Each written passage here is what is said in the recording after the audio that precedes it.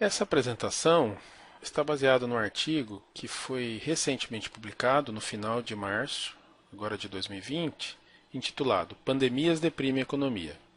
Intervenções de saúde pública não. As evidências da gripe espanhola de 1918. Os autores são dois funcionários do Banco Central norte-americano e um professor da Escola de Gestão do MIT. Brevemente, a gente tem informações de que a pandemia da gripe espanhola foi responsável por cerca de 50 até 100 milhões de mortes há mais de 100 anos.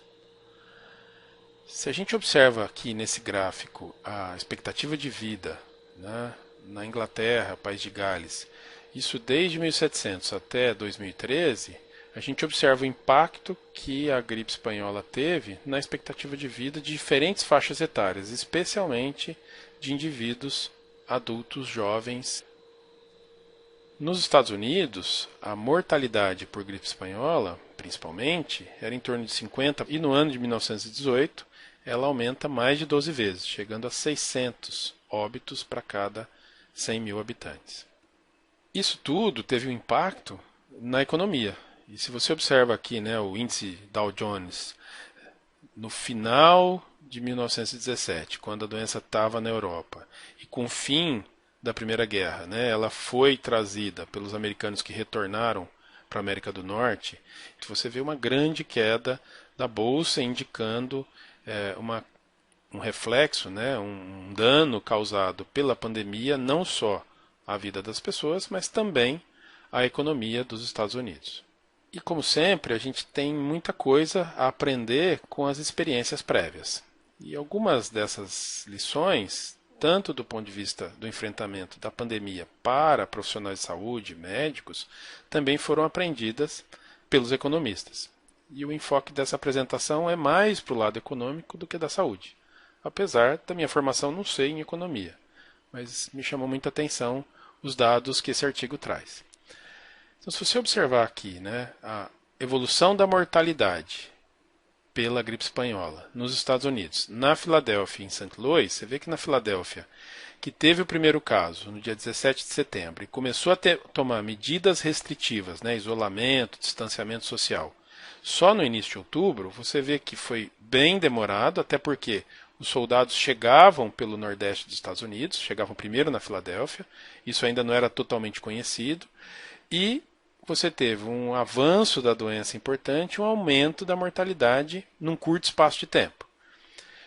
Já na cidade de St. Louis, que você teve o primeiro caso no dia 5 de outubro e as medidas de restrição foram tomadas 2 dias depois, você observa que a curva do número de casos e, nesse caso aqui, da mortalidade, ela foi mais achatada. Isso a gente vem ouvindo, vem falando nessas últimas semanas relacionados à pandemia do coronavírus também. Bom, o que a gente sabe até o momento em relação ao coronavírus? Dia 30 de março, né, hoje. Em torno de 670 mil pessoas infectadas no mundo, 32 mil mortes e várias medidas que vêm sendo tomadas por diferentes países, diferentes governos, que vão na direção de bloqueios sanitários, seja quarentena, distanciamento social e até situações de lockdown, né, fechamento completo do país, como aconteceu na Itália, e em alguns outros países na China no início. Então você tem medidas que restringem a circulação para que a doença não se propague. Nos últimos dias, no Brasil, surgiram questionamentos sobre essa estratégia, né? Se o isolamento horizontal, em que as pessoas ficam em casa, versus o que eles chamam de isolamento vertical, seria o mais adequado. Isolamento vertical seria você manter as atividades relacionadas a serviços, comércio, eventualmente escolas, porque seriam pessoas jovens, menos suscetíveis a complicações relacionadas ao coronavírus. E isso poderia ter menos impacto na economia, menos desemprego, menos dano de um modo geral. E aí, esse estudo que foi publicado recentemente aborda, né, qual que seria o preço, né, econômico das quarentenas, fechamento de escolas, do isolamento horizontal versus uma medida menos restritiva, em que as coisas continuassem a funcionar.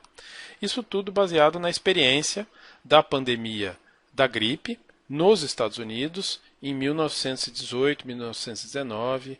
E o artigo, né, que é intitulado Pandemias deprimem a economia, intervenções de saúde pública não, quais são as evidências, ele traz informações, então, desse período. O que eles fizeram foi examinar os dados relacionados à mortalidade e impacto na economia em algumas cidades dos Estados Unidos em 1918, ou no período que vai de 1914 a 1919, né?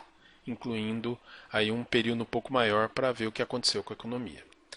O que ele mostra é que todas as cidades, né, foram atingidas e sofreram com perdas de vidas e perdas econômicas. A mortalidade, no entanto, varia de acordo com cada cidade ou estado, e as perdas na produção industrial, no emprego e no acesso ao capital, as perdas do sistema econômico, elas variaram também em diferentes localidades. E nesse estudo específico, eles analisaram dois parâmetros: a velocidade com que foram tomadas as ações restritivas em determinada localidade e também a duração, né, que essas medidas foram implementadas, que eles chamaram de intervenções não farmacológicas, que inclui o distanciamento, o isolamento social, e a intensidade e a duração das medidas restritivas, elas foram comparadas durante a epidemia e no pós-epidemia, tentando avaliar o impacto na economia. Como os casos vieram da Europa, né, no pós-guerra, aqui esse mapa mostra, né, o diâmetro do círculo, ele mostra a intensidade e a rapidez com que as medidas contra a gripe foram tomadas. Então você vê que intensidade menor e em tempo menor no Nordeste, porque os casos foram chegando aqui, a doença foi se alastrando, e na medida com que foi se aprendendo o que acontecia com a chegada da influenza nos Estados Unidos, os estados mais a oeste, eles tiveram mais tempo para poder se preparar e eventualmente tomar medidas um pouco mais agressivas em relação tanto ao tempo de ação, medidas mais rápidas, quanto à duração desse isolamento, que foi variável em diferentes regiões do país. Então você tinha a rapidez das medidas restritivas e a duração dessas medidas restritivas, que foram tanto maior quanto mais a oeste estava a cidade. O que se observou nesse estudo, né? Aqui é o total de dias, né? O número de dias que você fez as medidas restritivas, e aqui à direita sempre a velocidade com que elas foram tomadas. E à esquerda, o que aconteceu com o crescimento do emprego nesse período, tanto pré quanto pós-pandemia. E o que se observa? Que quanto mais rápidas foram as medidas e quanto maior a duração das medidas restritivas, maior foi o crescimento do emprego pós-pandemia. Então você vê que o gráfico cresce com o passar do tempo. E se a gente vê a produção industrial, também no mesmo período, quanto mais rápidas foram as medidas e quanto mais elas duraram, isso levou, no pós-pandemia, a um maior crescimento da produção industrial, ou seja, as cidades que agiram rápido e de maneira intensa nas medidas restritivas tiveram um crescimento maior no período pós-pandemia do que aquelas que demoraram mais. E, finalmente, vira um movimento, né, empréstimos, ativos financeiros. O movimento, assim, a variação foi semelhante, um pouco menos intensa, mas você vê que quanto mais rápido foram as medidas, mais rapidamente a economia, principalmente o sistema bancário, se recuperou. E quanto maior foi o tempo de duração dessas medidas, mais rápido essa recuperação ocorreu também. Esse gráfico é interessante porque ele mostra, nas bolinhas vermelhas, né, o total de dias de medidas restritivas abaixo da média e nas verdes acima da média nos Estados Unidos. Então, quando as medidas duraram mais, foram mais precoces. E aqui você vê a mortalidade por 100 mil habitantes, né, variando aqui menos mortalidade e mais mortalidade, e aqui recuperação do emprego, né, recuperação da economia. Então, melhor recuperação, pior recuperação. E o que a gente observa? Que Onde se concentram as cidades que demoraram mais para agir e fizeram uma quarentena menor, tentando recuperar rapidamente a economia, o que aconteceu foi o inverso. Você teve mais mortalidade e menor recuperação. Ao passo que naquelas cidades em que você teve uma medida mais rápida e mais duradoura, no pós-pandemia, a recuperação da economia foi bem mais relevante e efetiva. Resumindo, a pandemia da gripe espanhola levou a um declínio na produção industrial dos Estados Unidos, um declínio muito importante. Tomar medidas restritivas antes da chegada da pandemia, rapidamente, sabendo que a pandemia estava chegando, aumentou o emprego na indústria, numa ordem de a cada 10 dias de antecedência das medidas, você observou 5% de aumento na produção e no emprego da indústria pós-pandemia. E a implantação de restrições por mais de 50 dias também teve um impacto positivo no emprego e na produção econômica da ordem de 6,5% no período pós-pandemia. Então, as cidades, os estados que agiram precocemente e fizeram uma ação que durou mais para acabar, dirimir com o problema da gripe naquele momento nos Estados Unidos, elas tiveram uma recuperação econômica mais rápida e efetiva. Para finalizar, se a gente pega aqui a evolução da infecção pelo coronavírus, duplicando uma vez por dia, duplicando a cada 2 dias, duplicando a cada 3 dias ou duplicando a cada semana, você vê que tem diferentes países com diferentes evoluções.